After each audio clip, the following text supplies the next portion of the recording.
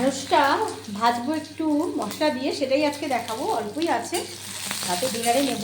তো আমি একদম নুন হলুদ কিচ্ছু দিই না, পুরোটা আমার ভাজা হয়ে এলে তারপরে নুন দিই, কারণ আগে নুনটা দিয়ে দিলে না তেমন একটু ল্যাদল্যাদে হয়ে যায়। তো এরপরে পরপর মশলাগুলো দিতে থাকবো।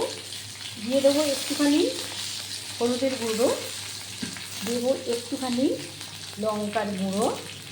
এবার যেটা দেবো এর সঙ্গে কিন্তু আমি অল্প করে একটু পেঁয়াজের বাটা দেবো। তো এই ঢ্যাঁড়স ভাজাটা এটা আমি অল্প করেছি, যদি তোমরা বেশি করে করো অ্যাকচুয়ালি রুটি দিয়ে খুব ভালো লাগে। ভেন্ডি ভাজি যেটা হয় খুবই ভালো লাগে।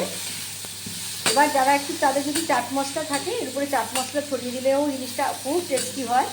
তো যেহেতু আমার এটা ভাত দিয়ে খাওয়া, তো এখানে আর আমি চাট মশলা দেবো না। তো ভালো করে ভাজা হয়ে গেলে এবার এটাকে আমি নামিয়ে দেবো। ঢ্যাঁড়স ফ্রাইটা না পুড়িয়ে কিন্তু ভাজতে হবে, পুড়ে গেলে কিন্তু একদম স্বাদটা অন্যরকম হয়ে যাবে।